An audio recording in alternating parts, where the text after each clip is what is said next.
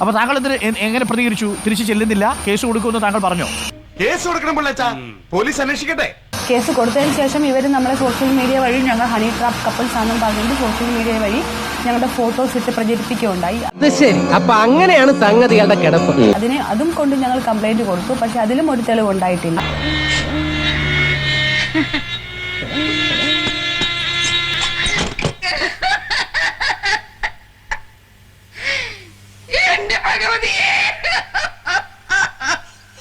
അങ്ങനെ ഹണി ട്രാപ്പോ അങ്ങനെ കേസുകളിലോ താങ്കളോ ഹസ്ബൻഡോ കുടുങ്ങിയിട്ടുണ്ടോ? എപ്പോഴെങ്കിലും ഒരു കേസ് ഏതെങ്കിലും ഒരു കേസ് നിങ്ങൾക്കെതിരെ ഉണ്ടോ?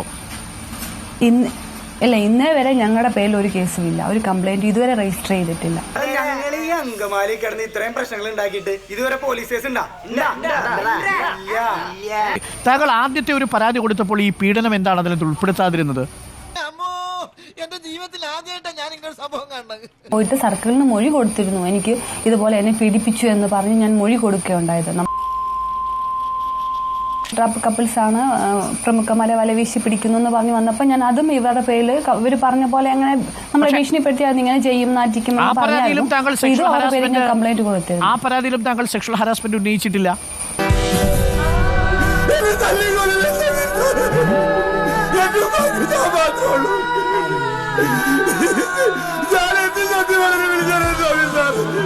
എനിക്ക് അവിടെ പീഡനം അനുഭവപ്പെട്ടിട്ടുണ്ട് എന്നും പറഞ്ഞുകൊണ്ട് സർക്കിളിന്റെ അടുത്താണ് ഞാൻ മൊഴി കൊടുത്തത്.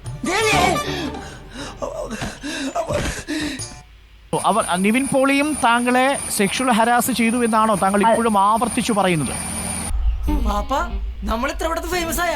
ഭർത്താവെ നമ്മള് പോലീസ് ഓടിക്കുന്നാണോ തോന്നുന്നത്? എന്നാ പിന്നെ ഞങ്ങൾ ഇറങ്ങട്ടെ. നമസ്കാരം കേട്ടോ, പോവാൻ മോനെ.